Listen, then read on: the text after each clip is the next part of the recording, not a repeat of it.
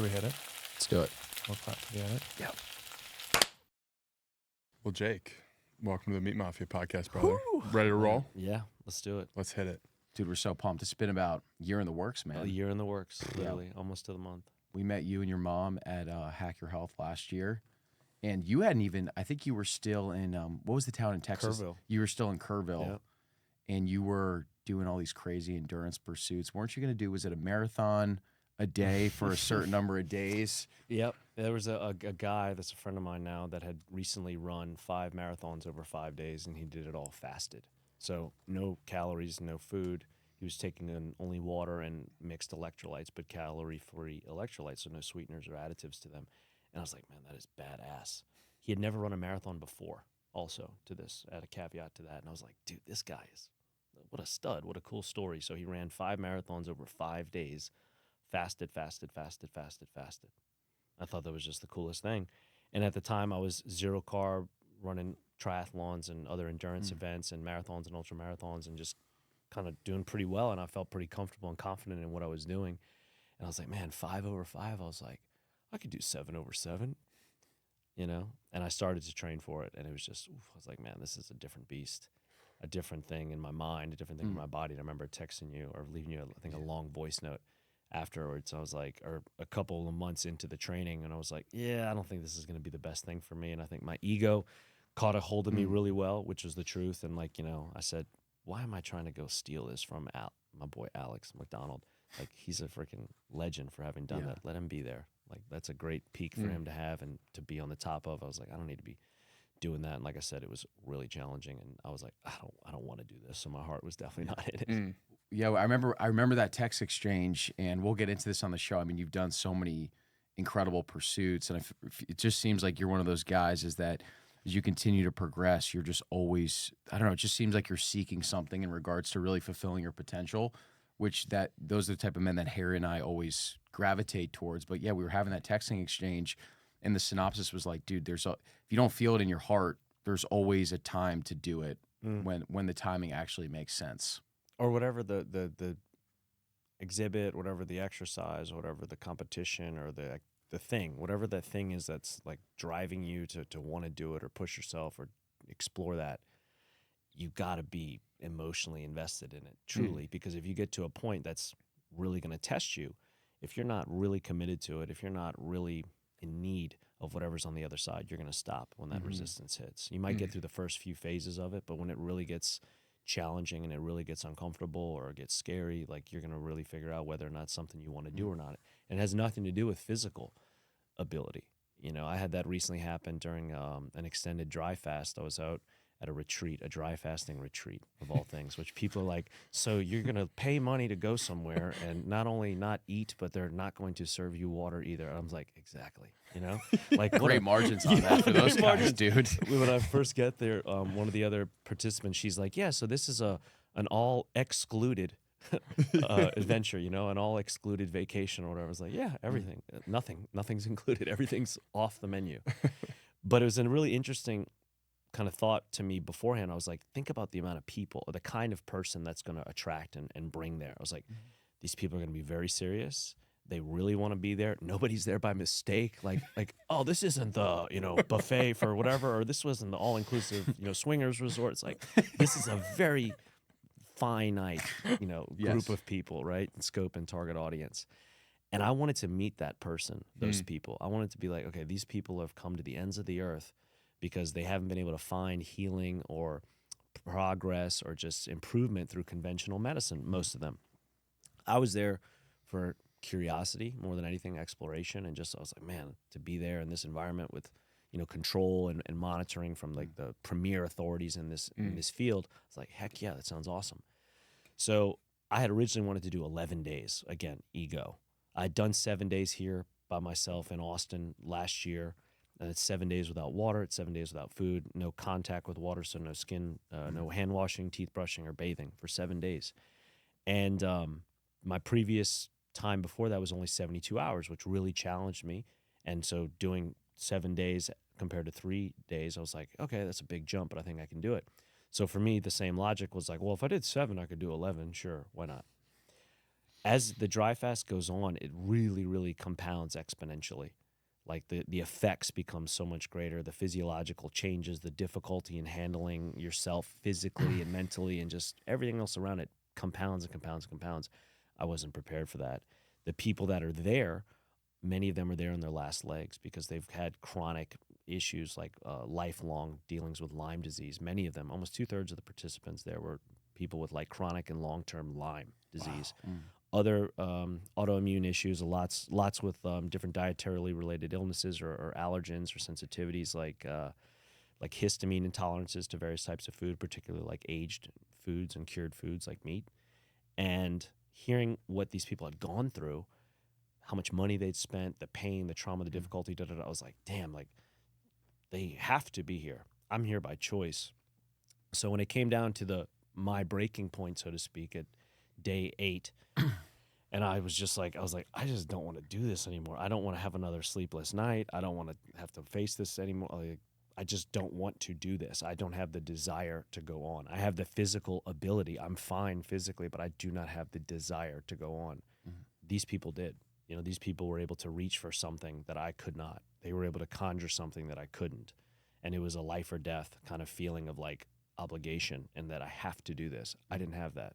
So as much as I had physical ability and strength and endurance, I didn't have that desire.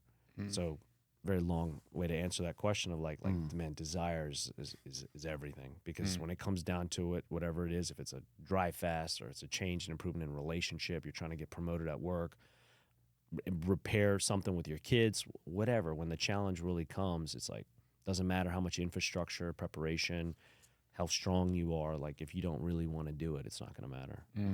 How was that reintegration period back into eating? And yeah, I feel like fasting is one of those things where it can reorient your relationship with everything, kind of like what you were just talking about. Like if you're going through a difficult decision or have a relationship that you need to, figure out how you're entering into that space. Like, how did the fast actually affect life afterwards?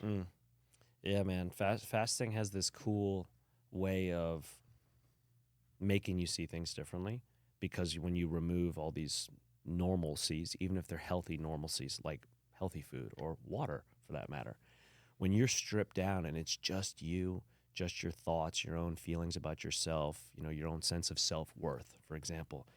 For many of us, we've never even been there, or we can't remember the last time we were, right? Like, hey, we're great when we're all showered and we've worked out this morning. We maybe got some good food in us. Like we've got, maybe we hit a cold plunge, or like we've had all these checked boxes of self-care, personal love, growth, development, whatever, of just like, I'm feeling good. A lot of dopamine, a lot of senses of pride, self-respect, and then obviously the physiological benefits that come from the exercise or this food or this other modality that help keep us feeling great. Like all those things are true.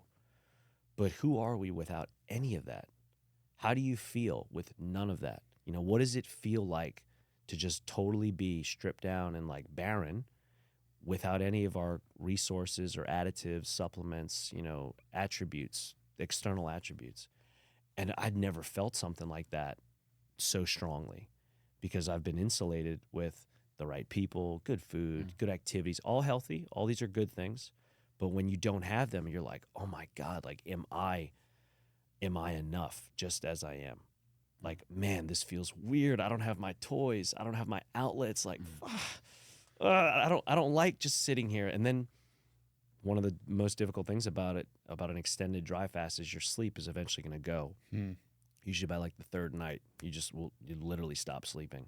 Your cortisol is so high, and you've got a couple of other stressors in your body that are just keeping you like kind of peaked in your mind, to where sleep is almost impossible. Wow. Like literally almost impossible. So you compound that into the already compounding effects that are taking place, and it's just, people think about it can't be that difficult. It can't be that difficult. If you could sleep through it, and we all laugh during the thing, like, man, if we could just get a few hours of sleep, like this would not be nearly as bad, because you could sleep your way through it, but you can't. Like even in prison, people talk about like, yeah, if you sleep half the time you're there, you sleep half your time away. Granted, I'm not going to try to compare those two that much, but like in this case, you literally cannot do it, physically sleep your way through it. And that's a big game changer. Like to this day, when it comes to interrogation of persons, prisoners of war or anything, the first thing you do is take their sleep away. because it's so effective. No matter how strong you are as a person, no matter how seasoned you are as in whatever you've been able to do or withstand, like you take somebody's sleep away, there's only so much they can withstand before they start to break down. So you add that onto this whole thing, and it's like you can't escape that part, and that's what really makes it so difficult. But when you come out of it, everything in life is different. You know, you're that first sip of water, you're just like, ugh, it's like just holding it. You're like, people have no idea how convenient this is and how much this means, you know, and what it took to create this. Maybe like you're just looking at it differently. Like, how was this made? How did this get to my hands? Like, how was this bottled? What was the process of excavation and creation? And that, like, I'm not thinking about that when I'm just like, yeah, give me another bottle and crack it open and just go for it. Right. Similarly to like getting gas out of the pump. I didn't really make the connection of what this took to be created and made and delivered to me until I worked in the oil field offshore. And I was like, man, to see these kids, high schoolers out there roughnecking and roustabouting, and then these big, like seasoned 20, 30-year vets that are just running the rig floor. And I was like, these guys are what makes this machine work and what makes me not even think about just take the pump out and fill up the truck. But with fasting, the food aspect of it, the water aspect of it, the physical changes that take place obviously are direct. But I see them much more as indirect in the sense of like the introspection and just the observance of things in a different way. That's what really takes place. Because if you're focused on like, I can't eat or I'm not drinking water, like you're going to miss all that. Because that's almost like that's what you got to ante up with.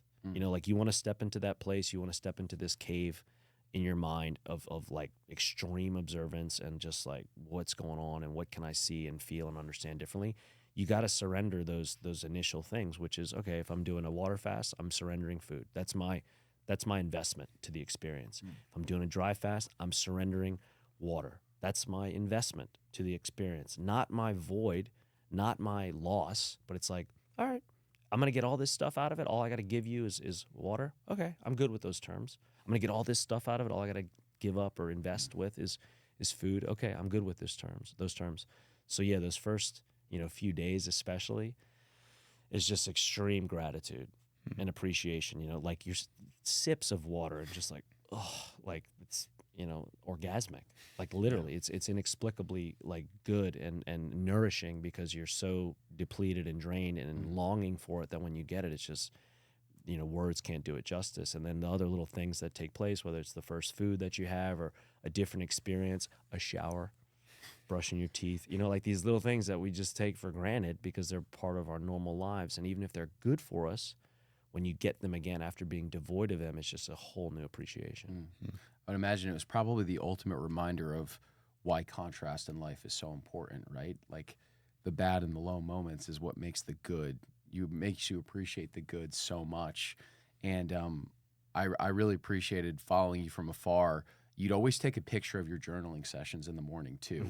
And it looked like you were just like going to war in those journaling sessions.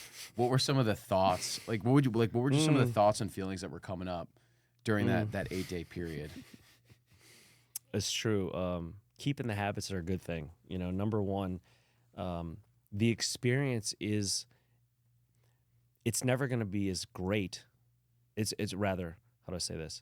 It's as good as it's going to be during the experience. That's as good as it's going to get, no matter how hard or easy or whatever's happening then. Like you got to love what's going on, because when you stop it, like it's over. You're in this rare air only for a certain amount of time. And you can't stay there forever, right? You can't dry fast forever. So it's like you're going in there with an intention in your mind of like, okay, this is going to be tough. It's going to ask a lot of me, but like I'm volunteering for this. Like I'm doing this on my own free will. I'm walking into this by choice. So appreciate it. Absorb what's happening. Like bathe in that challenge. Bathe in the difficulty. Because when you step out of it, you're going to be like, damn it, I wish I could go back in a weird way.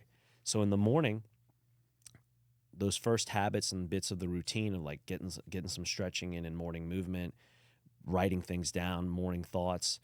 Number one, it's an escape.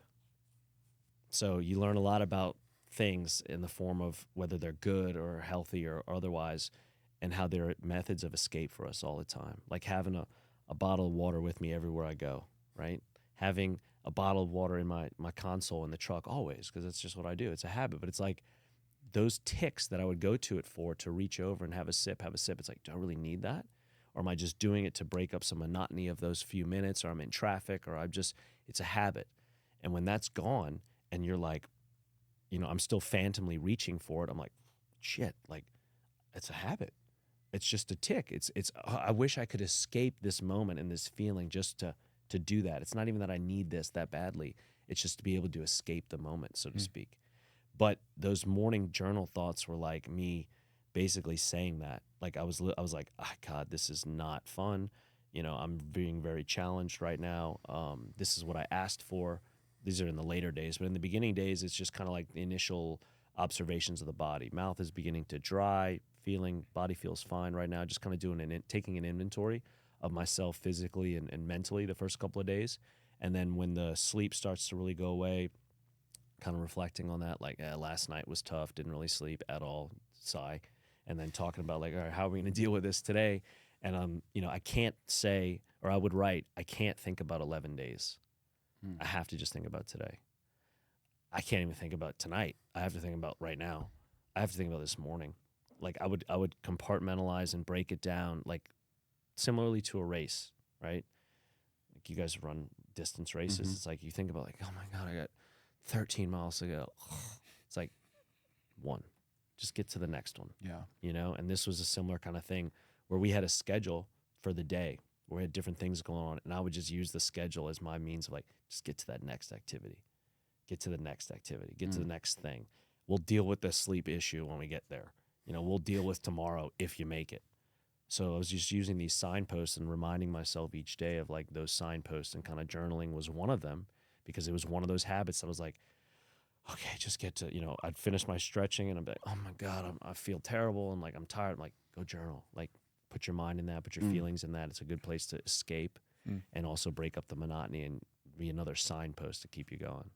It's almost like you had a miniature Navy SEAL Hell Week and Buds, because when you talk to guys that have gone through Hell Week or Buds, they say exactly what you're saying. They're like, just get to breakfast, just get to lunch, just keep the boat on top of my head. It's really so it's like it's presence ultimately. It was 100%, 1,000%. Yeah, and to where you can't escape it, right? Like similarly to like a Buds thing, it's like you're there, you can't escape it. You can't. You could ring out and choose to leave, but like when you're there, like you're totally there. And the other people around you are depending on your effort, to be there. And this has a similar thing, that this is much more of an individual sport, but there are other people there who are feeding and, transmuting energy with you. Like I was feeding off of some of these other people. They're feeding off of me. Like we're motivating each other. We're inspiring one another. You can sense and feel and see struggle in people, and like, be able to give somebody a pat on the back, or just sometimes when we're walking in the morning past each other, we don't even say anything, because you're preserving saliva big time, and you're trying to talk as little as possible, even though we ended up all being like chatty Cathys, because you want to talk to people, But like we'd walk by sometimes each other in the morning and just be like, just give a nod, because I know what you're going through. I can sense what you're kind of dealing with. Like I can see he's struggling. I can see you're doing better. You can see that I'm not doing that great. And it's just be like, But having that sense of camaraderie and teamsmanship is like, it's still evident and definitely helpful. But at the end of the day, it's an individual sport, and your desire has got to be there. So like whatever your system or method that you can use to keep yourself present by distracting you from what's bothering you, maybe, or like the pain, even though some people are going to say, no, you should be present for the pain. And I agree with that. But there's a plan. But then when it comes down to it and the bullets start flying in there, it's like the plan's not always going to be perfect, The awareness that you gain by doing something like that is super interesting. Like, I don't know if there's anything else that really strips you down to the core the way that the experience that you're describing really does. And I've done a long fast before, but I'm like doing it in society around other people who are kind of just going about their day-to-day life. But I imagine this, like, I'm like trying to visualize where you are. It's like everyone else is around you fasting. So it's kind of cool to think like there's a shared experience going on there as well. Like the way you were describing, it's like, I just feel like having other people around you to kind of like talk through some of those moments of realizations that you're having and some of those just little insights that you're able to share with other people. It's really interesting. Totally. And like, you talking about doing them around here. It's kind of fun in Yeah. one hand because you're like, you're alone. You're Yeah. pretty lone wolfing, right? When you're Yeah. fasting with other people, who are you going to tell? Number one, Yeah. like there's probably a small list of people you can talk to about it, or even smaller list of people that'll relate to you about it, So it's kind of fun to me in that regard, because I just feel like I'm like, man, I'm like really killing it out here. Like nobody else is doing what I'm doing. It feels kind of neat. But yes, like to your point, I was really drawn to that fact that I was like, man, I'm going to be there with people that are doing this exactly with me. I've never done that before. I've never been around a group of other people that are dry fasting. Like whenever I've done that, I've totally been alone. And I'm not talking to people or trying to talk as little as possible, reduced all my movement and activity, So you really, really feel pretty alone. And I was like, that's going to be a huge benefit. And that was part of my logic of like, I'll make 11 days. I'll have all these other people there. Like I'm going to feed off their energy. They're going to feed off mine. Yeah. We're going to be pushing each other. I was like, I'll be fine. Like there's no way I'm going to give in front of all them either. Like ego now. I was like, no, like I'm not going to quit in front of them, kind of thing. And I was like, I will feed off of that much more so. And like that sense of community and stability and structure is going to be a huge differentiator that I didn't have when I was here at home doing it in my place in Austin. But as challenging as that was, again, the logic was like, okay, if I could do 7 days alone, if I'm going there, I could surely do 11 days with all these other people, with the leadership and, the support staff, But still, like, it came down to that desire thing of just like, it doesn't matter about how much you think, you have to be able to lose or use. It's like, what is your innate sense of like desire to be able to tolerate with what's coming at you, because you can't. Dry fasting is so unique.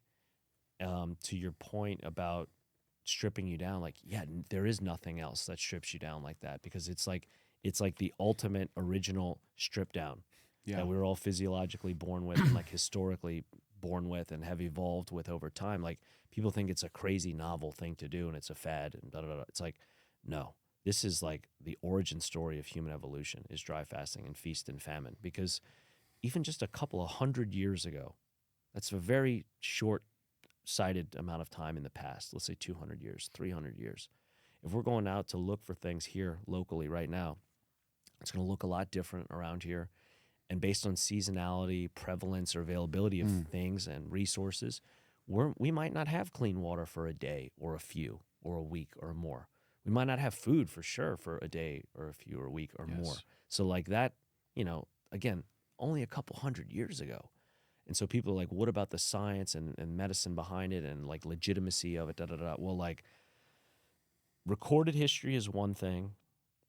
The advent of science and medicine are another thing. And then the studies based on that science and medicine are another thing. And that's a progress of history. So recorded history first, advent of science and medicine second, and then the studies based on that science and medicine third, most recent.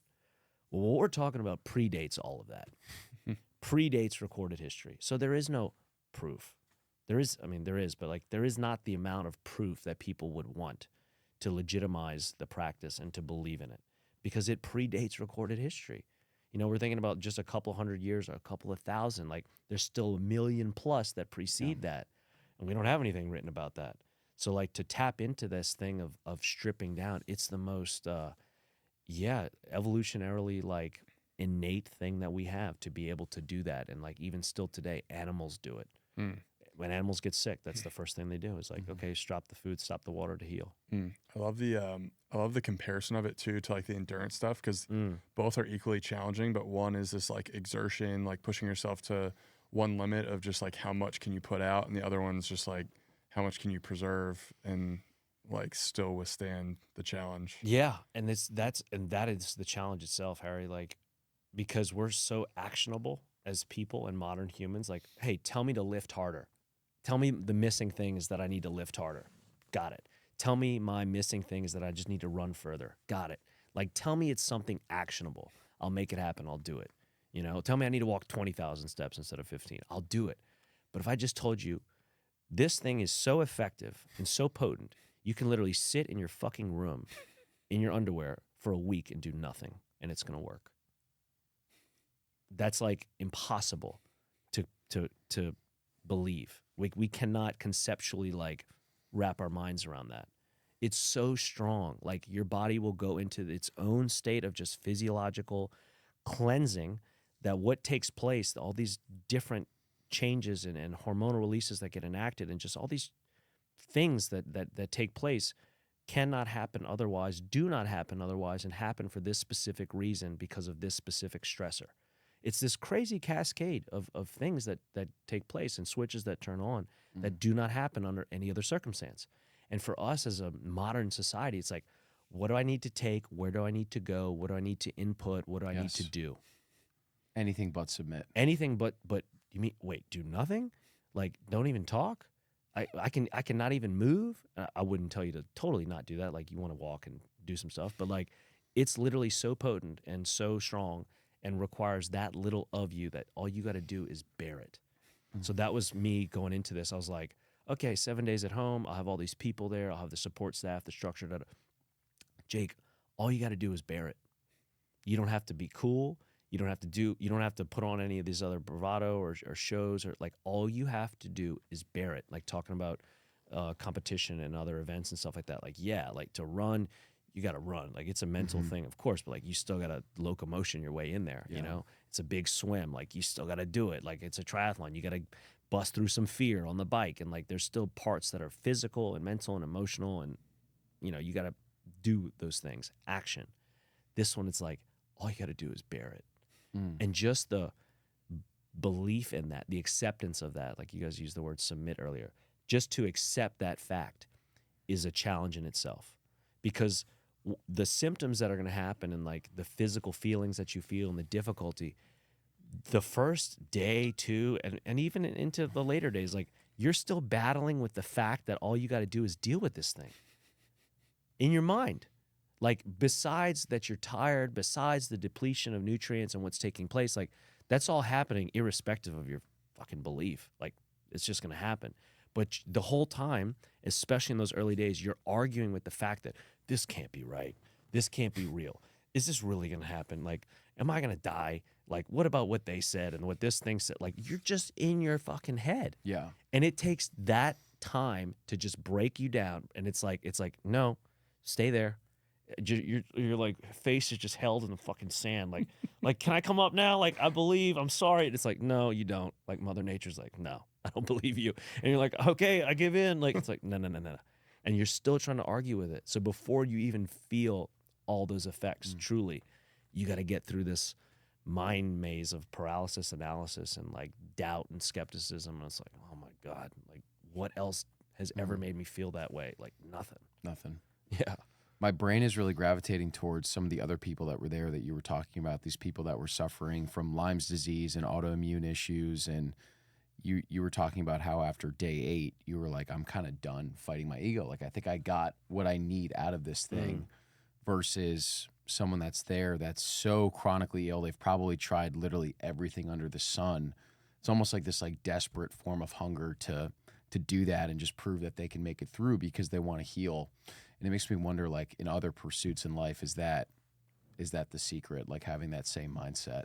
Oh God, if you could put that in a pill, like, hey, we can skip Noble and we'll be trillionaires tomorrow. You know what I mean? If you could, I was literally thinking that when it was happening. I was like, God, if I could pill these people's will to live and determination, if you could pill that, like, fuck, man, you got $1 trillion idea, business for sure. Because yes, they came from all places, all walks of life, all corners of the globe. Some of them have spent hundreds of thousands of dollars on various treatments and protocol. I think on one guy was upwards of $1 million on various treatments and protocols, and not just for like a couple of months, or some of them for like decades. Like, I've been dealing with this since I was 19. The guy's like 45. I was like, fuck.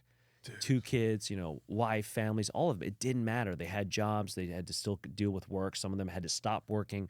Like, just these I'm like, how have you not fucking killed yourself by now? Like, to many of these people, and they're like, oh, don't worry. If this doesn't work, that's what I'm doing next. I'm like, too soon, you know? But like, seriously, like, to where they did not have a choice. It's either I succeed, I do this, or like, I'm going to die because I'm not going to continue going on living the way that I was. And I was like, fuck, I love these people. Like, like, this is what I came for. You know, I didn't think this is what I was there for, but I was like, to see this in real life, to see what it looks like to watch 1, 2, 3, 31, I was 32 of us, 31 other people be able to reach down and find something that I couldn't, to be able to conjure something that I couldn't, like with all my might and experience and wisdom and what I thought I could do from being a Marine and running fucking races and growing up tough or whatever. It's like, I couldn't do what they did. And I got to watch 31 of them do it. You know, whether she did 9 days, he did 10 days, 11. I watched 2 guys do 11 days, you know, and I was like, this is not a miracle. This is not impossible. Like, these guys just fucking smiled their way through it. And I couldn't, you know, so to watch that was like, dude, it's just amazing what the human body and the mind are able to do when it really, really believes that it can or that it has to, you know? And people say that about us, about you. There's things that you've done that people say, I don't know how he did that. It's impossible. Oh my, I don't know how he keeps going. Like, how'd you do that? How'd you make that happen?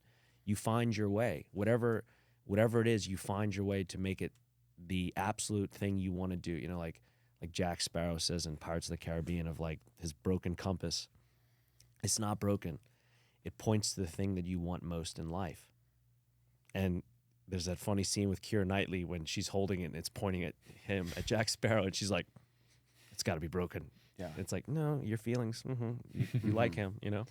So, like with relationships, we as people, we'll do anything to have relationships, you know, like remote, long distance, whatever. I don't care if I see her once a month or once every 6 months. The promise of love, affection, and intimacy is an amazing driver, and we will do anything to make that happen. And I say that all the time to friends and to clients, especially, like, don't tell me you can't do something because you just had a 16-hour difference in the relationship with a person on the other side of the world that you're happy to go. It's like, we will do anything when it is the singular focus of this is what we want to do most in the world and in life. That was something that was deep down in them that I didn't have because it wasn't a gun to my head situation. But to them it was, without the gun being to their heads. You know, and I was just like, damn, this is badass. But again, these are their feelings, the difficulties that they had to come there with. But for me, as a kind of like anthropological observer, it was just like, dang, like this is some badass shit. Oh, go ahead. I was gonna say, what are your clients coming to you for, primarily? Weight loss and body recomposition, I'd say, are the two main things. Sobriety is another good one, but the main, I'd say the most common trend in anyone with health is trying to lose weight, typically reduce body mass by way of body fat, and create a more improved body composition. So most people, you know, think they want to lose weight, but it's like, do you really want to lose weight, or do you just want to change how you look?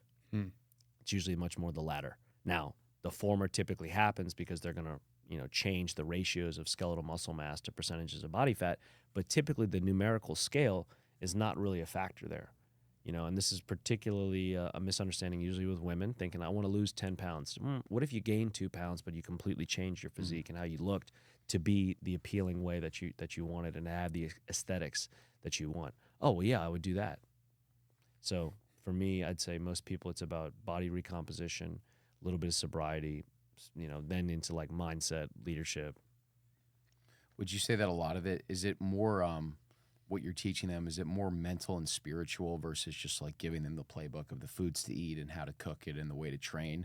Like, are you attacking that stuff first and then kind of getting into the physical stuff? Totally. So to me, it's, you can have one without the other. And like, I definitely did do that when I used to compete in physique. Like, I know what it's like to be on the cover of a magazine and look the part, but to be not right in the head and to still be blowing coke on the side, you know, and like to still be partying and like not literally living it.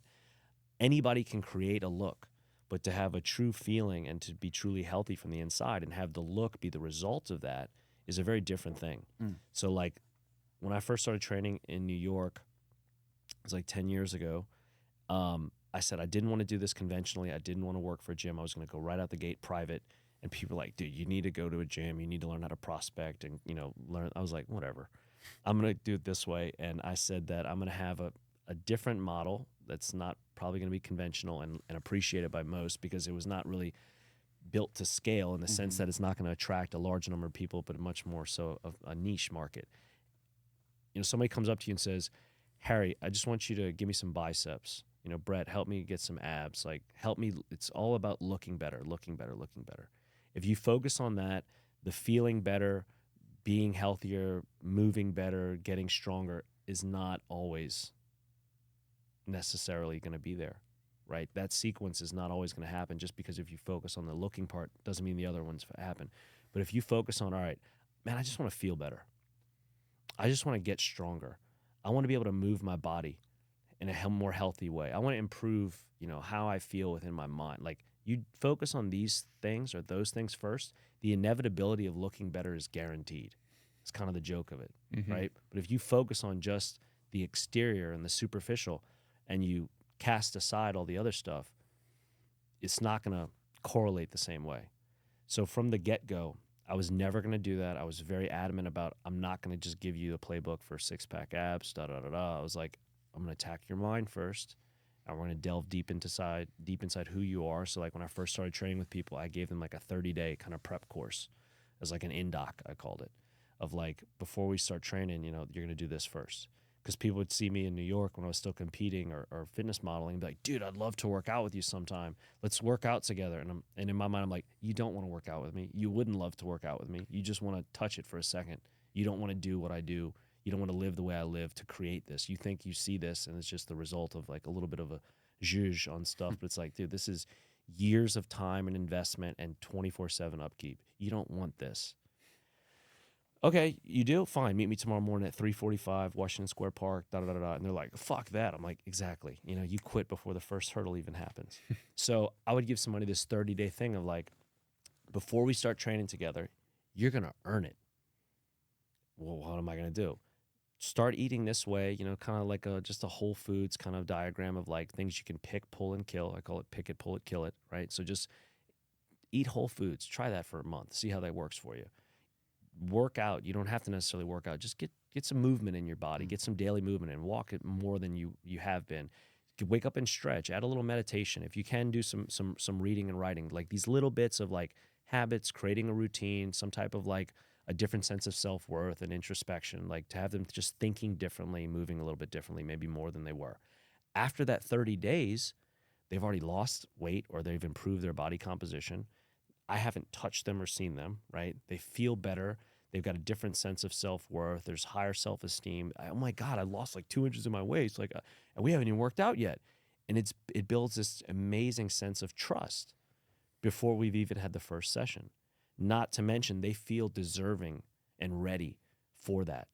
When I'm like, all right, 3:45 tomorrow morning, Washington Square Park. Fuck yeah. As opposed to, I'm running for the hills, or like, I'm not going to show up. This Marine's going to fucking kill me, da-da-da-da. And like, I'm going to call in at 2 a.m. and say I couldn't make it, you know, like excuses. But after that 30 days, they'd be prime and they'd be ready. And again, they'd feel deserving of it and they'd want to do it. And they'd be like, I'm going to fucking take it to this dude now. And be like, good, that's what I wanted. And it's been in you this whole time. So trying to translate that into the model that I have now is what I really focus on. So like to your question of, yeah, like anybody that comes to me with that, it's like, okay, cool, that'll happen. But first, we're going to go here. I love that idea of creating that relationship at the beginning because it makes sure that they understand that the responsibility for them getting healthier is on them. Totally. It's not, you're not going to help in the sense of like you're doing the work. You're actually just there to like coach them along, keep them motivated and inspired when they need to be, and just course correcting when they need it. Yeah, and that's a huge part of it is understanding your individuality, your autonomy, your sense of self-reliance. Like I have a lot of pages in my program that are just right from the Marine Corps Leadership Principles book, in the sense of like, you gotta know what self-reliance means. You have to have those aha moments. You have to have those eureka moments of like, I did this on my own. This was all me. God didn't do this for me. Jake sure as shit didn't do this for me. I did this. I can't give it to you too much. And then you're like, okay, I was, helped pretty much to get here. It's like, no, I want you to selfishly have all that as much as possible. With me being such an afterthought, it's just like, oh yeah, Jake did a little bit, something like that. But it's like, you got to learn how to do it on your own. Watching, my brother's got 2 kids now, a 6-year-old and a 4-month-old, and watching them grow up and change is a beautiful thing. And watching the 4-month-old when I get home next month, she'll be walking around. She's already like crawling around now. She's gonna be walking soon. Watching a child learn how to walk is a crazy cool thing, because never in, I don't want to be quoted on this, but I'm pretty certain, barring a physical inability or some type of disability, no child has ever quit on learning how to walk. They've never said consciously, nah, fuck it, I'm just not going to do that. I'm going to crawl forever. Yeah. I'm going to scoot forever. Like, they figure it out no matter how many times they fall, hurt themselves, catch the corner of their eye on the coffee table, or when you're the uncle and you're sitting there and you're like, God damn, don't, it's scary, but you got to let them do it. You know, if she's about to walk into the pool, okay, get up and, you know, don't let that happen. But for the most part, like, you got to just watch. And so you are that observer, like you're talking about. You keep them in line a little bit here and there, but for the most part, they got to waddle, they got to fall, they got to figure that out, because everybody is looking for this perfect prescription, this exact protocol to follow, because we are lazy, we are scared, we feel like we have no time, and we need this hyperly palatable, super efficient sense of change that we're looking for lottery tickets and silver bullets. And that's a big reality that people struggle with to accept. And it's the one that I know they're bringing right to the front door with. But what most people need is just the realization of, like, man, you are going to be the winner. You're going to be the hero. It's not about, you know, what I provide in a fucking workout program or a plan or just your mindset and your habits. It's going to be about realizing that nobody's going to come save you. And the second you start doing that for yourself, man, like, everything changes. I don't know if I've ever heard of another trainer making someone wait a month before you work with a client. Every especially in New York, it's like, no, yeah, dude, like give me your money now. Versus like, no, dude, you're gonna have to. It was not a good business model. I mean, how do I say this? But it was. I think it's a great business model. Because it, to me, you know, a big part of business is also attracting the customers that you want, right? Yeah. So being able to work with people that were just, man, if they bought into that, like, dude, she's a motivator. This dude's a hard dog. Like, because they're buying into themselves, they're not buying into me. You know, that's the whole point about it. It's like, I'm not selling a product. I'm selling an idea, but the idea is based around the concept of self-belief. So it's like, if you can see that and not like, yeah, but I just want this. I'm like, okay, well, you can go down the street and Equinox is right there or whatever. Like, that's fine. And that's great. But I was trying to attract these 1%ers, you know, like, I was trying to attract these rare air individuals. And like, that's still what I have today. Like, I don't have a massive book of clients even right now. I have less than 50 people, but like, I'd rather have this small group, and the ones that are actually consistently attending my like weekly calls, it's less than that, probably less than a dozen. But I'd rather have those consistent hard dogs that are just totally bought into themselves and that are just here with me as a form of like support and encouragement, you know, mutual support and encouragement, much more so me just giving one-way traffic about do this, do that, listen to this, because like, I'm not fucking Yoda. Like, I'm just as lost as you are, you know. But like, to be able to work together with someone that believes that they can do it, that's all you need, man. Like, that kind of desire is going to outwork, it's going to out-hustle any of the tangibles or I mean, you guys know that from running your own business and like having hires and employees. It's like, are you hiring on credentials? Are you hiring on merit? Are you hiring on drive? Each of those has its place, but being able to disseminate like which one is more important to what you're trying to get done is a big part about being a business owner. And similarly with clients, it's like, that was my way of creating the customer that I wanted, number one, and like really drawing in people that were very serious about themselves. Drive is huge, man. If you have the drive, you can figure out the competency piece. Yeah, I'll teach a monkey how to run a camera. Yeah. You know, like people like, I needed this, and I'm like, dude, we're videographers. We are a dime a dozen. Photographers, we're a dime a dozen. But people that'll show up, be on time, be professional, be polite, be organized. It's like these things that shouldn't be differentiators that are what really sets you apart. And all that is about self-respect. It's, you know, different senses of loyalty, integrity, honesty, and self-reliance. Again, self-belief, self-motivation, drive. There's I feel like an interesting through line between what you were experiencing and the other people in fasting, where I feel like those people that you were observing during the fast and the people that you're coaching, it seems like you resonate with just like this human spirit that's alive, that's going after something, that's desiring something. What is it about you that kind of is attracted to that type of person? It's a great question. We were talking about New York earlier before we started the show, and I remember when I first moved into the city, and for the first few years of living downtown, I saw the same guy in the same place every single day asking for change and money for years. Same place, same guy, And then you learn where other people are in the city doing similar things or the same thing. And I remember looking at some of these guys and gals and just seeing their states of condition and how run down they were, or dealing with various disabilities, or, missing limbs, and just like how they were dealing with life, in the heat, in the cold, like in the rain, like it didn't matter, but like the human will to live. I looked at some of these people and I was like, man, I would have stepped in front of a train a long time ago. That's just me thinking. I'm like, damn, limping around like that dirty, that fucked up and disheveled. I was like, I would have jumped in front of a subway car a long time ago. But like the human will to live is just amazing, man. It is like there's nothing else in the world like it. Like what we are down to endure. You read about stories or just various kinds of achievement, seeing these people, do what they did during these fasts. I'm fascinated by that. Somebody asked me then, during the fast, it was like day 7. So I think in the morning of day 7, a friend of mine was like, what's kind of your purpose in life right now? And I was like, to fucking get to tomorrow. At the time I was like, oh dude, what a terribly ambiguous, like deep question to ask me right now. I was like, I don't know, man. Like, I can't even think right now, But I sat with it and I was like, it's got to be self-exploration. Like that's to me my main drive. If that's the hub of my wheel, then all the spokes are everything that I do that feeds that.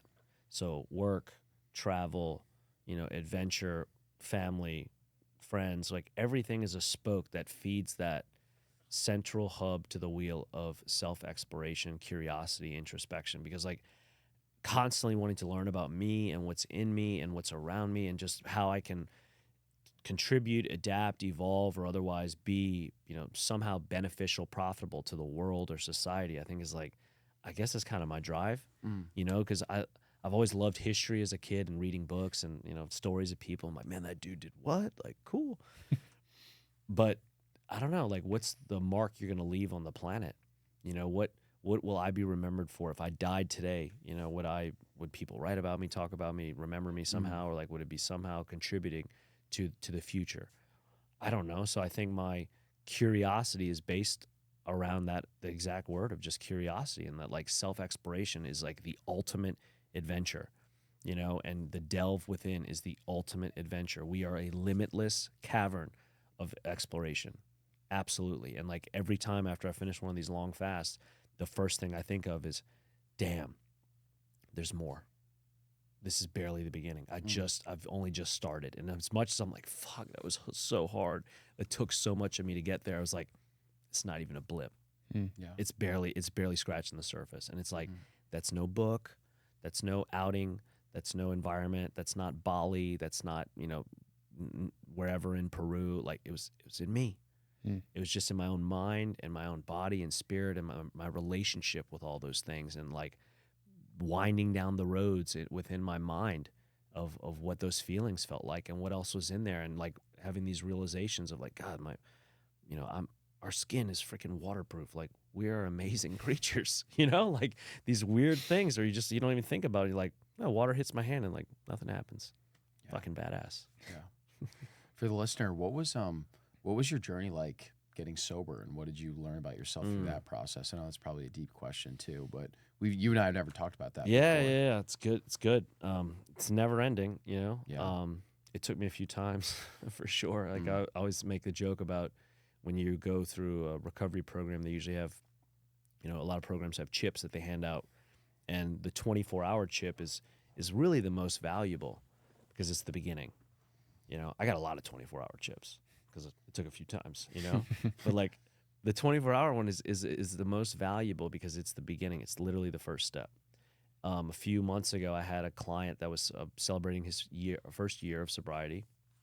And on the same call, I had another guy who was about to come up on 28 years of sobriety. And I was like, wow. And everybody was like, wow, that's amazing. 28 years. Holy shit. And I was like, yeah, that's amazing. And he's going to go get that 28-year chip tomorrow, and he's going to be stoked. And I was like, I guarantee you, he'll be more proud of the person that gets the 24-hour chip than he is of his 28 years, because he knows how important that thing is. Because there is no 28 years without that first one. And it might take a few first ones, but like the power of that first step or those first, days of pattern or habit is one of the big things that sobriety has showed me and taught me, and that I try to preach to and impress to people, is that if I were to give each of you a backpack today, an empty backpack, just a nylon backpack, it weighs nothing, weighs a pound, I don't know, and said, walk around with this all day, don't put it down. Okay, no problem. Tomorrow and every day after that, I'm going to put a 1 pound weight in it, 1 pound more each day. Harry, you're a big guy. You might not even notice the weights in there until like a week, right? And then you're like, Jacob, did you put weights in here? I'm like, maybe. My point is, you didn't even feel the first ones because they're so insignificant and seemingly small that they're not even there. You don't appreciate them. You're not drawn to them. You don't pay attention to them. They're not there. So how effective could they actually be?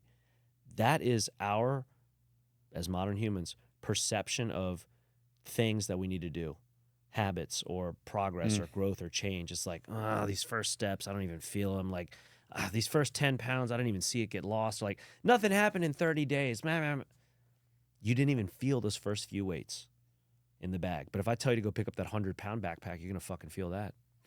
And then I'm like, okay, now go carry that around all day. It's a lot different. But if you're trained to do it and you gradually have built up over 99 days prior to that, 1 pound at a time, 1 pound at a time, 1 pound at a time, you go on day 100, you pick up that bag and you're like, come on, baby, let's go. You know that thing. You know every inch of it. You know how to seat it on your body. You're comfortable. You've built up strength and endurance and like an understanding of what the task at hand is, as opposed to trying to just go muscle your way through it and then you end up throwing your back out. Now you're sidelined for however long. That is sobriety. That is life. That is habits. That is growth. That is change. Everything in a metaphor. The other day at one of the gyms I work out at, we got a 200-pound sandbag. 200-pound sandbag is a beast. It's a horrible thing to pick up because so uncomfortable. It's so uncomfortable. It's it's the worst shape. Weight. Yeah, it's just this big ball, right? And to get in there, you got to totally get down. You got to commit to the pickup. You got to really understand how to get your body under this thing. You got to move it under your arms, and you got to squat right and lift it right. You can throw your back out. Yeah. It's not easy to do. And then let alone like how far are you going to get with that thing, right? So I'm asking one of my friends, I was like, hey, when did we get the 200? And she's like, oh, it's for you. I was like, yeah, right, And I was like, okay, quick story. Everybody look, eyes on me. This is all of your problems in life right here. This is your problems with body dysmorphia. This is your relationship issues. This is your feelings of inferiority about yourself. You're trying to get promoted at work, all of it. All you got to do is to pick this up and walk with it 1 mile, and you'll have all those things come true or resolved, whatever. And they're all like, I can't even lift it. I was like, exactly. But if I told you, do it 1 pound at a time, 5 pounds at a time, the same thing, what would you do? Well, I could do it, but it's going to take time. Exactly. That is sobriety. That is habits. That is growth. That is change. That is issues with body dysmorphia, relationship, self-esteem, any of the things I listed. Because the process is so disinteresting to us, is so scary that we don't want to accept those initial steps of like, okay, 1 day at a time. Now, this is me way years later realizing this in retrospect, okay? Like those first years were not like that. It was much more, I just am tired of feeling this way. I looked around my social circles and they were not people I wanted to continue socializing with. I wasn't like 25 anymore, I was 30. And I'm like, if I keep doing this, where is it going to result? What is going to be my life? Like, it's not looking to be the way I want it to be. Like, if I'm scripting this, is this something that I'd want to read or be entertained by or be able to appreciate? And it was not any of those things. So that was a big drive for me then to get clean. And then through this kind of system of habits and little things that I started to do and how I was feeling from doing them of, okay, not missing a workout in the morning. Okay, I'm gonna write things down in the morning too. That's kind of nice. all right, I'm trying this whole meditation thing out. When I was first starting to meditate, I couldn't even sit still with my eyes closed for 2 minutes. Like 2 minutes was my challenge. I couldn't just be, because I was like, yeah, I couldn't do it. So 2 minutes was my first line. Getting into more things, more habits, more types of personal growth development, just hanging out with better people, different people, more stimulating people. All those things turn into this system. And the more I continued to follow that system, the better I felt, and the more loyalty I became to feeling good. The more loyal I maintained, the more I stayed with that feeling good, sense of feeling good, the more loyal I was to the sense of feeling good. So just stacking all these little weights. Yes. So like all these little weights, right? So like the 1 pound weights in the bag, because they're like little badges, these little gold stars that you get. Habits are great because they give you these little senses of, there's the little key bumps of personal good feeling, you know? And a lot of key bumps can do a lot and can feel really good. But if you're looking for these big fat lines all the time, like, you're not always going to find them. Sometimes you do, but you're not always going to find them. But the idea of like, can I just get a bump here and there? It's like, yeah. But if you don't do these little things, the feeling that they'll give you of not feeling good about yourself is only going to add on to how shitty your day has been already. And then you add on to the fact that, I didn't make my bed. I didn't go work out. I meant to go right. I didn't. I said I was going to meditate, but I didn't. Like, you have this avalanche of just negativity. The bed making thing is 101 to me, because let's say you got your teeth kicked in during the day, and you come home and the house is dirty. You got dishes all over the place. The dog shit his pants. And then your bedroom's a mess too. You got laundries everywhere. Like, that feeling sucks, and we've all been there. When you've had a tough day and you come home and you're like, it just reminds you how shitty you feel, how bad your day was. It's just gas in that fire. But you could have the worst day ever, and you come home and your place is squared away. It's like, oh, thank God. Like that little bit is worth so much. So I started to see that those little bits of like appreciation, of self-love, self-respect really carried a lot of value for me. Because what I was missing was a sense of wholesomeness, a sense of like just true, man, I left it out on the field today. I had a good day. I didn't have regret or remorse. And like, I was using drugs and alcohol to escape and to numb that feeling. Because when I got out of the Marine Corps, I was lost, and I didn't have this sense of mission and purpose anymore. Of, every day you wake up and you know exactly pretty much what you're doing, where you're going, who you're doing it with. And it's like, just follow the orders for the most part. Good or bad, difficult or easy, but nonetheless, like, you're not thinking about so much. And then part of this team and part of this identity and part of this just purpose, I struggled finding that in life for a long time. And so when I started to do these things, it started to kind of not numb, but like kind of heal some of these wounds that I was trying to medicate with and trying to numb myself with escape through substance and alcohol. That when I started to realize that, man, the more I do with this personal growth, development, buzzwords, just self-care and actual self-investment and appreciation, there's no need for these other things. Like, this is true wound healing, because it's removing the wounds altogether and making me just feel good inside and out. Yeah, I feel like you put words to it, but you're really talking about your identity, your relationship with yourself, and how that changes with those like 1 pound weights. And I'm curious, just have you seen it yourself, your identity, get to a point where you feel like you don't need to keep doing certain things, or like you have such a firm identity at this point where you just have that self-respect where it's like, all right, I don't necessarily need to keep adding. It's more like maintenance mode. Oh yeah. So like, God, you guys are killing it with the questions. It's good to have people that are listening. Most people wait to respond, right? Very few people actively listen. You guys are actively listening, so I have to think. It's challenging, but good. Fasting is a funny thing because it makes you evaluate a lot of things in the board, your personal board, take a big audit of self and like what you have, material things, possessions. Even when I was there during the retreat, thinking about like the appreciation of minimalism is a big part of it. And just in the sense of like, all I need is me. All I need is air in my lungs, and like, we're Gucci, Right after that, I had to spend a week in Barcelona with a client another client, doing like kind of a live-in with him, observing, seeing what's going on, helping with some habits, daily structure. He's trying to essentially level himself up just by 1%. But in his world of elite operation, that 1% is worth a lot. And it was a huge contrast going from this retreat, then going to like, ultra intense, like Jake be on coaching, observing, and holding space mode, as opposed to like being in an incubator. Now I got to go totally to the opposite side of like turn it back on and be able to rock and roll. Well, when we were there, we were talking, and Barcelona is a great pedestrian city, similar to that in New York. You can walk everywhere. There's good bikes. There's good public transportation. Many people don't have vehicles, him included. It's a guy who could have any car he wanted, could have multiple ones. Like when he used to live in Manhattan, he had $20,000 a month in a beautiful penthouse in Tribeca, $30,000 a month in cars and parking. Like the money is not an issue, but he's choosing not to because he appreciates the life he has and what not needing that responsibility affords him. And when we were talking about, I was like, that's pretty interesting. I was like, you know what? Austin is kind of like that to me. I was like, I love my truck. Don't get me wrong. There's a lot of identity with it. There's a lot of just personal appreciation for it. I earned it. I bought it.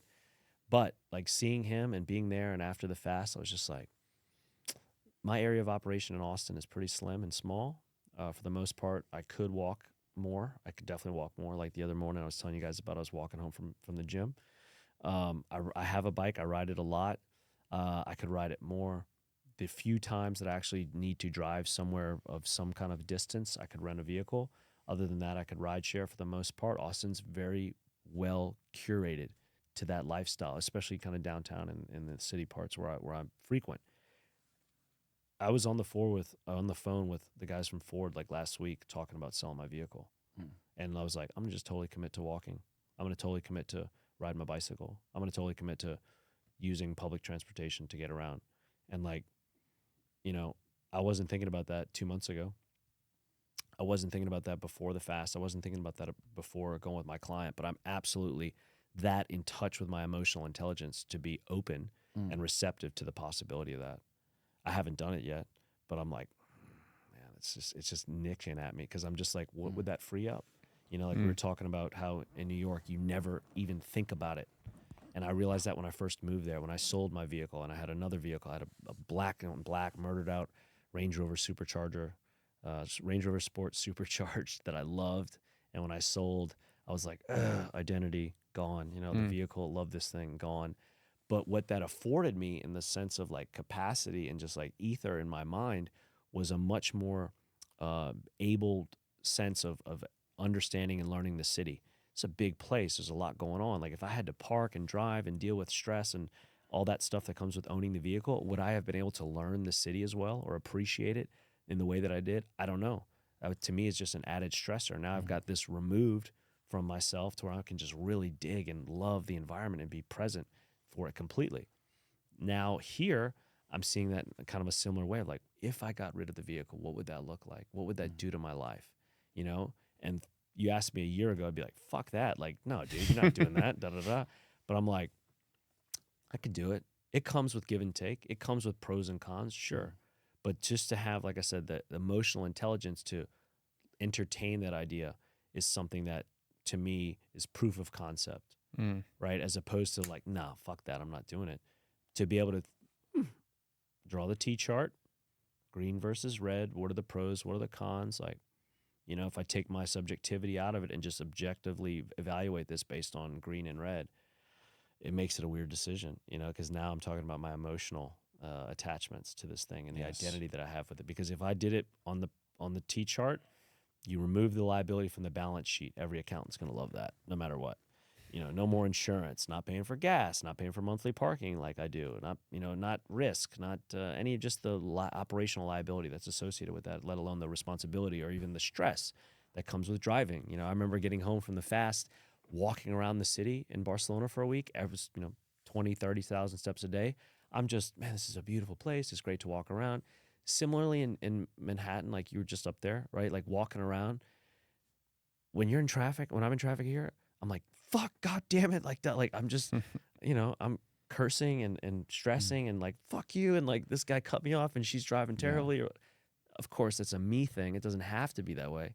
But when I'm on foot pounding pavement, it's like, man, I don't feel like that. And so, like, what's that worth? What's the opportunity cost of that? It's hard to quantify on the balance sheet, but that's also an asterisk for me to say, like, it's pretty nice to kind of be afoot. And it's like, what about those rainy days? And they're gonna come. But again, in New York, I never thought about it, not once. In Miami, I got a vehicle for a little bit and I sold it because I went back to walking and riding and ride sharing. So I'm right back at that spot now, like, I don't know, maybe I'll do this again, you know, because again, it's having that emotional intelligence and just the ability to say, like, maybe, what if? But I'm clearly open to that, and to me, that shows proof of concept of that I'm constantly evolving and changing, adapting, improvising, and just listening. You know, listening to the signs that are out there, or whatever language is being spoken to me by my environment, or my sense of being in touch with reality. Yeah, I'm always amazed at how many like small moments in conversations like God uses just to kind of teach you about yourself too. Because when you're talking about speaking to the Ford dealership about selling it, I'm imagining myself, if I was to sell my car, how would I feel? And what I say to people, like, you know, I identify as a Christian, and so what I say out loud is like, well, I just care about the opinion of God. I don't care about the opinion of man. And I'm imagining making the T chart, and there's so many good reasons in the green around, you know, why you could sell the car, all the money you're going to save. Also, you really get to like know and feel the heartbeat of a city or where you are by walking and running around that city or biking around that city. But those couple points in red can hold you back so much. And my immediate red point would be like, oh, well, but like, what are other people going to think about me that I don't have a car? Which is so stupid. And it just shows that like I say one thing, and I do think there's parts of me that mean that I do just care about the opinion of God. But I do think for me, I need to, you know, there is still something in there with my ego of caring about the opinion of man. So I don't know. I just wanted to share that point because there's just so many moments to learn about yourself. Oh yeah, and I'm right there with you. All right. Where were we? Little technical issues. You were going to say something about your truck. You're about to drop some heat. Yeah. You were asking me about, you know, the opinion of God versus your own opinion, right? And like, opinion of if man. I draw my T chart of pros and cons for selling the truck or not selling the truck, what people think of me, where does that fall? Like, does that fall in like a pro or a con? I think it'd be awesome. You know, like if I'm dating or I'm talking to a girl and she's like, you don't have a vehicle? I'd be like, nah. Like I would totally just own that and lean into it. Like, who's this fucking guy? He doesn't even have a car, you know? Like, nope. That's just me, you know? So I wouldn't be afraid of that. I'd be totally into it. Yeah, man. Cause it's like, if I'm doing this, like clearly I'm pretty committed to the decision, you know? And then like you said, if it doesn't work out, just get another one. Yeah. Yeah. Yeah. You were talking off camera while we were resetting up. You saw some rock climbing documentary, not free solo, but you were saying that the guy was basically like living in squalor, but just breaking all these records. And his wife or his girlfriend was being interviewed, and you could tell how attracted she was to him. Cause like, there's just something magnetic about a dude that's just on his mission. Oh yeah. And he was like max power. I can't remember the name of the doc, but it was so cool. And it was in like, if you liked free solo, check this out. And it was a guy, I can't remember his name, but I want to say he ran through Alex's El Cap run and like hit it faster and did it on the first try and like one-handed, or I don't know, a bunch of crazy things. Because those climbs are like, you know, ridiculous. Like you cannot make mistakes. People are dying. Yeah, people are dying trying to do them, and like they're trying to do it against the clock, right? So it's just amazing. But this guy had all these different records on various walls and different things around the world.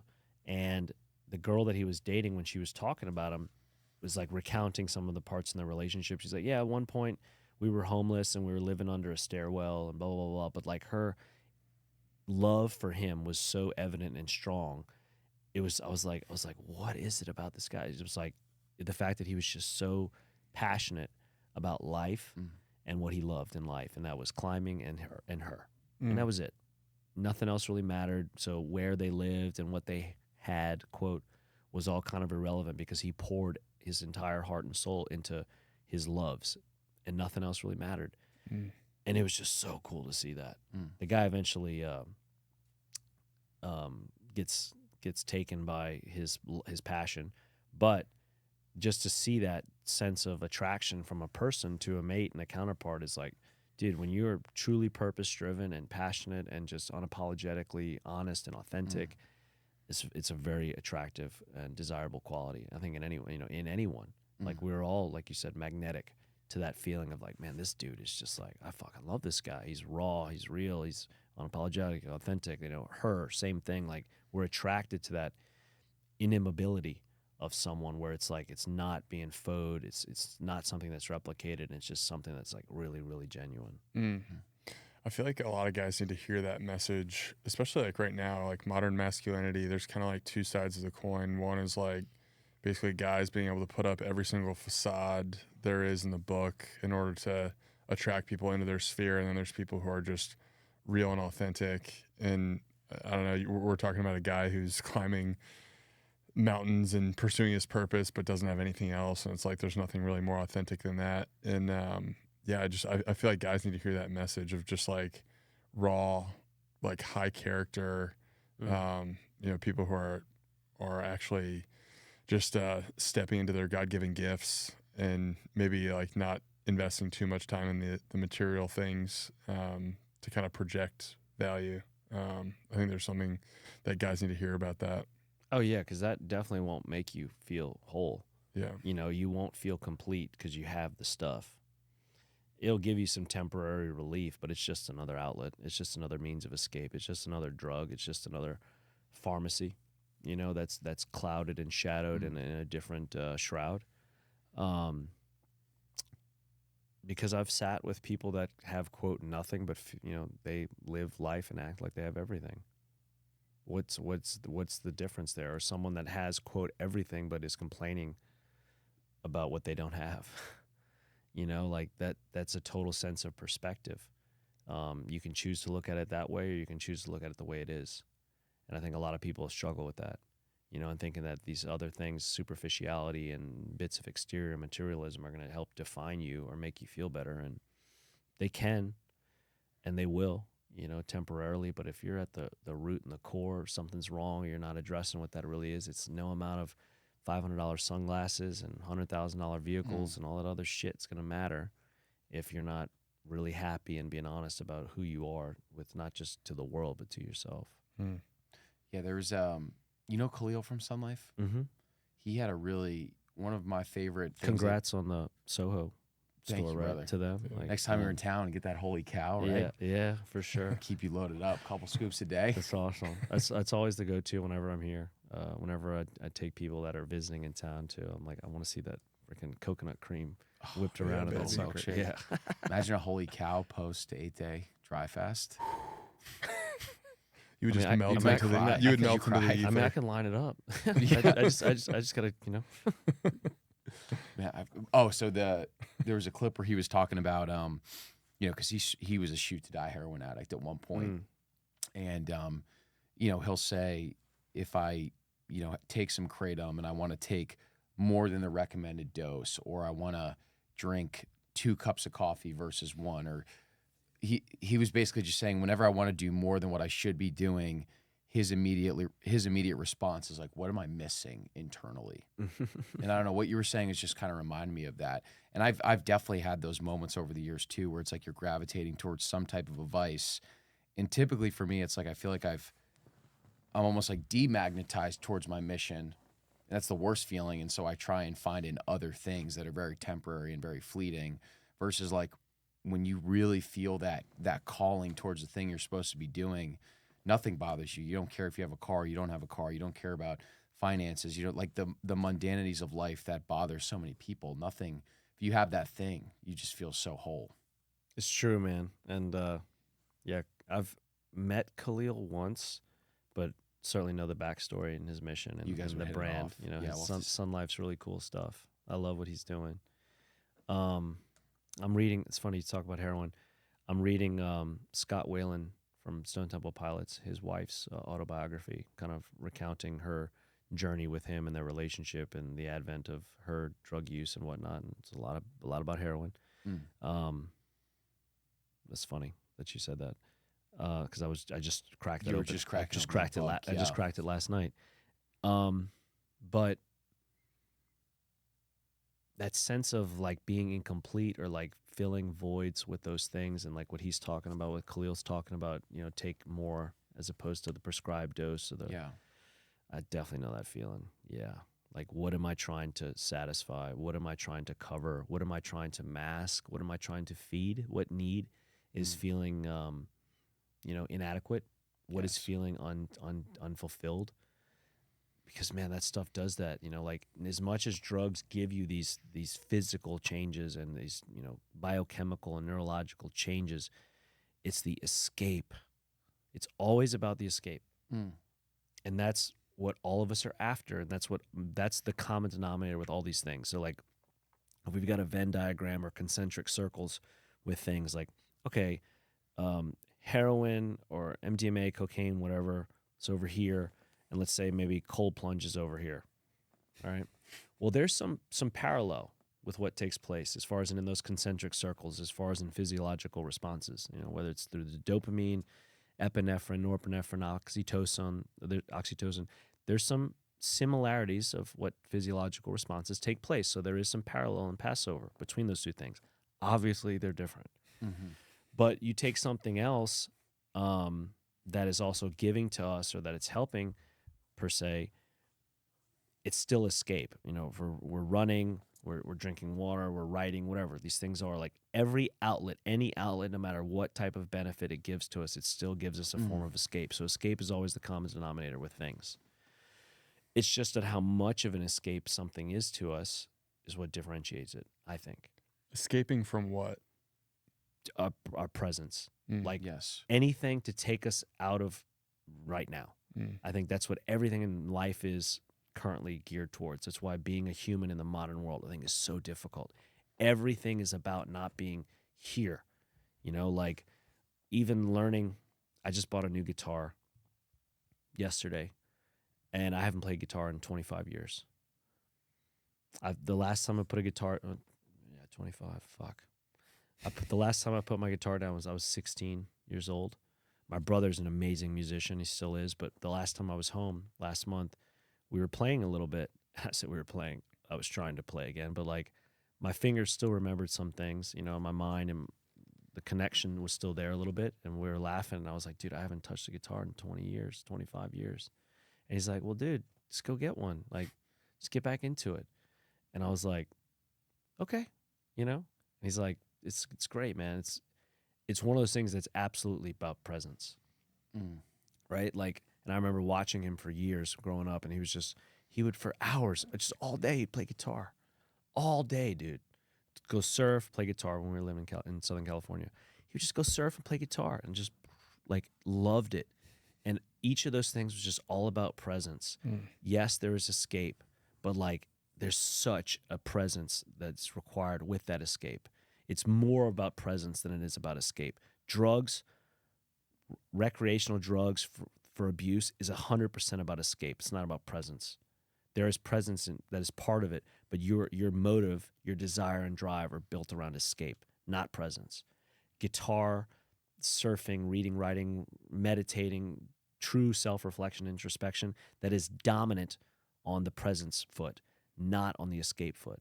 As much as you might think you're escaping to go meditate, you're using presence to get to that escape. It's not the other way around for the other things. Yeah. Even with like activities, exercise, absolutely it's about presence, but now the seesaw or the balance of escape versus presence, like it can get close because you're definitely using exercise as escape, but at the same time it's pretty present based. Difference between a few. Swimming, it's going to be much more about presence than it is escape. Though you are escaping in the water, you take your mind out of that, it's going to get hairy real fast, right? If you're in a strength-based workout with friends and your time between sets is longer, your time on the bench is only a little bit here and there, you can punch out pretty well and escape. It's not nearly as much presence there. If it's something like high-intensity interval base or like a CrossFit WOD that's going to be like serious and on the clock, like you better be present for that. So knowing and understanding this balance between presence and escape, I think is like a huge void in the modern world. because we're so dominant on the escape side.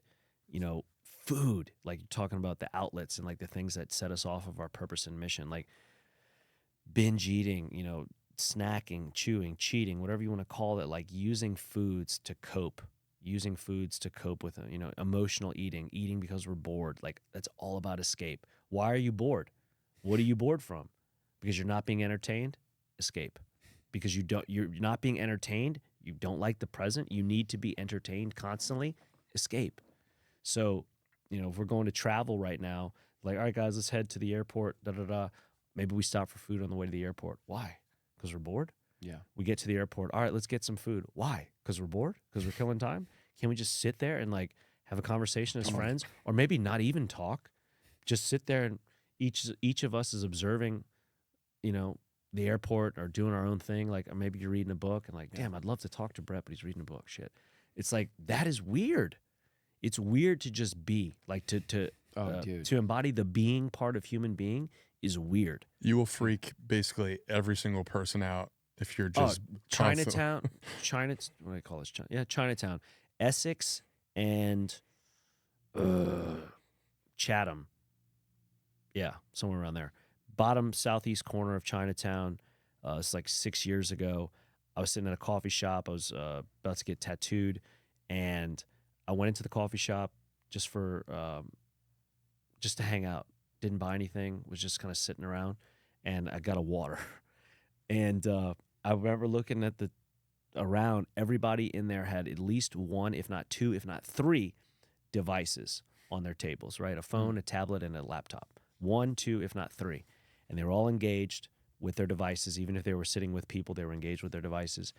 I didn't have my phone out. I had it on me, but I didn't have it out. And I've kind of had this rule I don't do it all the time, but it's fun to do. If I'm ever somewhere and I'm around people, I won't have my phone out and visible. If I see another phone that is, I'll keep mine hidden. Like, obviously, I probably have a phone on me and they can figure that out, but it's just like this little game that I play. And I won't have my phone be visible. So I didn't have my phone visible, did not have my phone visible. I'm standing at the bar, now also a weird thing to do instead of sitting. I'm standing, not sitting. And the barista comes up to me and she's like, "Can I help you with something?" And I'm just like standing looking at the trees. It was a beautiful day in the spring. And I'm like, "No, I'm good. I got my water." And she's like, "Okay."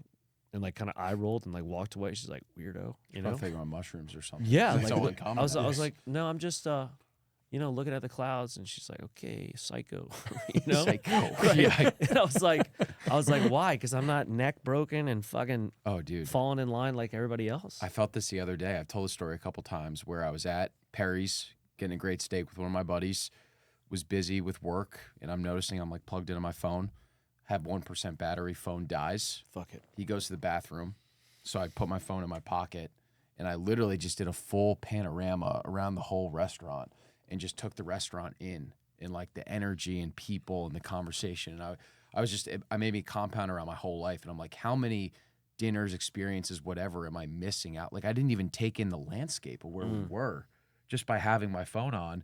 And so what I've been starting to do now is, if say I'm going to dinner with Dana, I'll just put my phone in the console of the car. Like, just not even having it in my pocket, but just off my person. Because I still feel the energy when it's in my pocket. It's so basic, but it just feels incredible. Yeah.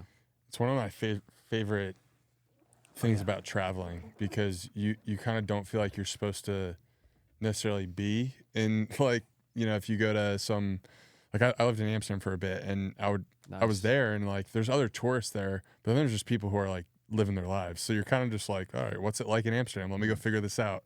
And you're just like observing life there. And I feel like it taught me how to like just kind of like look around and be more observant about like what people are doing. And there's something powerful in that, just like taking it in. Yeah. I don't know, we don't do that in our own day-to-day. Like, I don't take in Austin nearly as much as I should. I have a totally different approach when I'm traveling to a new city as opposed to the city that I live in. Yeah. And it's honestly, it's kind of a shame, because I do feel like when you're in a new place, you just have a totally different exploratory, more observant mind. Totally. And like, even like what you're talking about with the phone dying, I had a client a couple years ago talking about like having difficulties with bringing home work at home, bringing home work. And his relationship with his kids was suffering from it. And he's like, man, like I feel disconnected, out of touch, like, blah, blah, blah, blah. I was like, well, how much work are you doing in front of them? Or like, what kind of work? He's like, it's a lot of phone stuff, blah, blah, blah, blah, blah. I'm like, all right, this might be very difficult to do and it's going to be a challenge, but like, what would it look like if you never had your phone out in front of your kids? Just question. And he's like, I mean, I guess I could do it. I was like, well, talk me through it. What would that look like? Well, like if they're in the room, I wouldn't have it out. But if as soon as they left, I guess I could text and send emails and stuff like that, just as long as they're not around. But like, I'm like wanting him to iterate what this would look like, sound like, and what this feasibility is like. Eventually he's like, okay, I'll bite. I'll try it. And he did this for a week.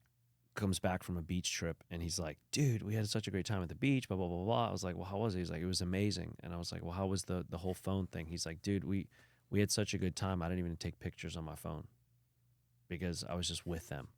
My phone didn't even come down to the beach, or it stayed in the bag. He's like, I was so into it, I forgot to take photos. He's like, luckily my wife snapped a few, but he's like, I have no photos from the trip, 0, because I was there with them. And I was like, nice, like, cool. And I was like, what'd they think? He's like, dude, they were like magnets to it. I was like, yeah, because every other parent doesn't do that. Every other person or grown-up adult that they're around doesn't do that. So daddy is already unique to them, but now daddy is super unique to them. Daddy doesn't ever have a phone around. They're not saying that, but they subconsciously are aware of it, maybe even consciously aware of it, that daddy is different.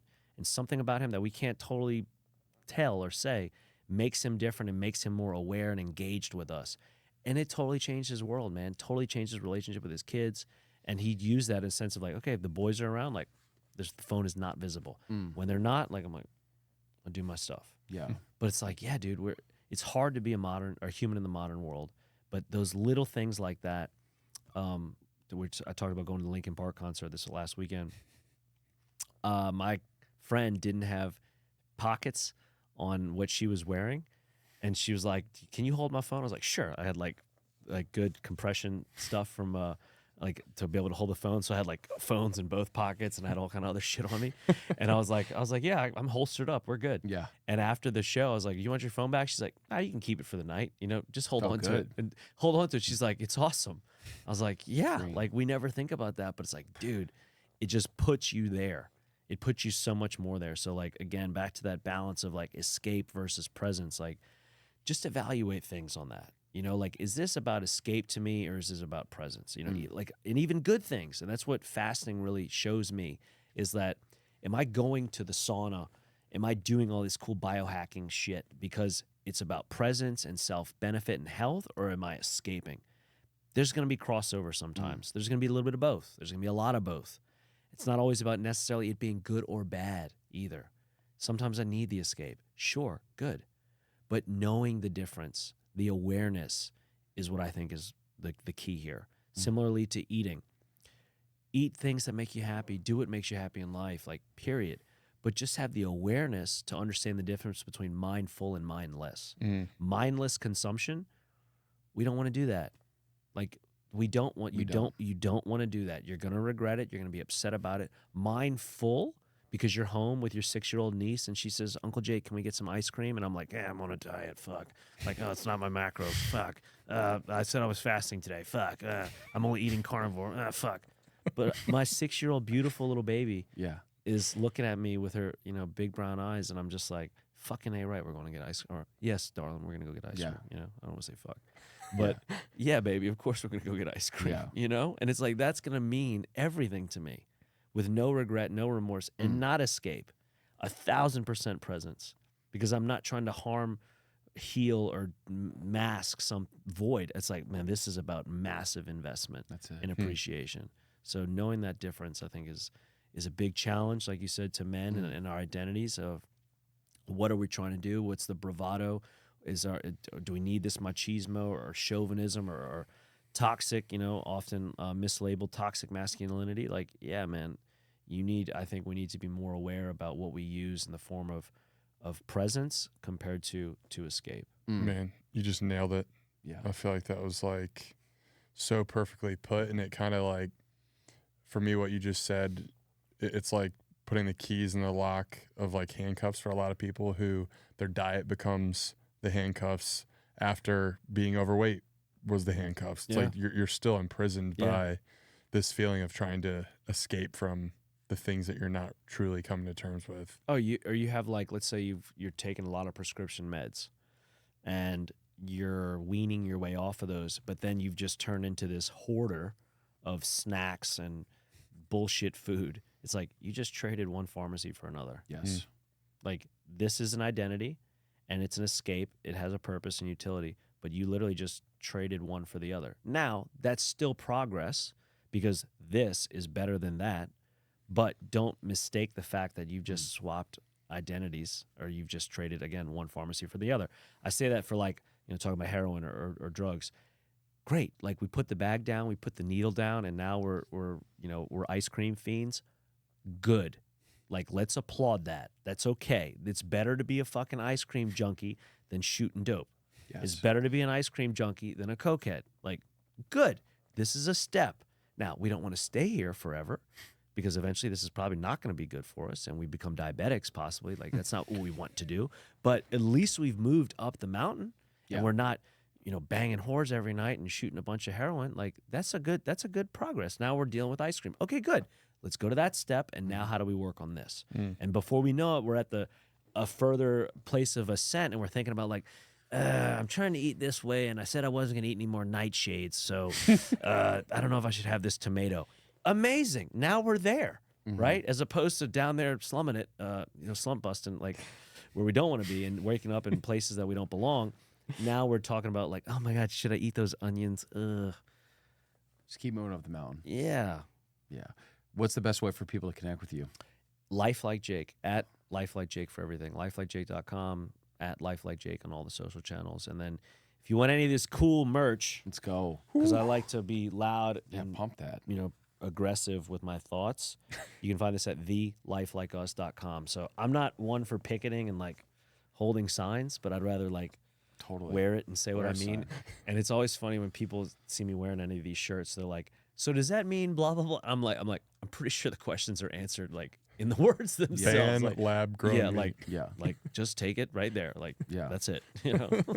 That's awesome, man. Well, we want to give you a little bag of Noble, too. Oh, cool, We want to dude. get better at giving our guests gifts for coming on the F&A. show. It's Dude, a little vanilla for you. I love this stuff. you load it up. Easy endorsement for you guys because it's true. My mother, you guys know this, my mother also takes and loves her Noble. But I mean, like to have this really good grass-fed protein with the organ supplements, or not organ supplements, but the organ blend and complex that's in there, it's a big differentiator for me. That's why it's the only one that I use to this day. So thank y'all. It was really great meeting you guys last year, and I guess kind of fateful under definitely the was. circumstances that we met. And Dude, so cool to have your mom taking the product, too, I know. man. And she's for over a year crushing. now, man. Over a year. She Yeah. did a Simple. Murph, right? Yeah, last year for Memorial Day. Jeez, Yeah, what a 72 years old. She wore her, I think she wore a 20-pound vest, or 10 at least. I forget. But yeah, this is her first one, and You big think she fan. would do it again? Because we're hosting a Murph event here at Squatch on Memorial Day. If I'll ask. she wants in. She's definitely in Come on. shape for it. That's so cool, man. She's definitely in shape. Linda Hamilton from Terminator 2 is like her inspiration. Really? I can see that. All right. Yeah, so that's Love like it. what we're going That's good for. inspiration, right? Yeah, there, man. exactly. She's crushing, dude. I'm sure you're Yeah. super proud of her. She's proud of Very, you. very. Yeah, she just had a birthday, so she's feeling good. Yeah. At least. Brother, appreciate you so much. Thanks for doing Same. this, man. Thanks, Seriously. guys. It's Thanks, a pleasure Jake. to be here. Thank you.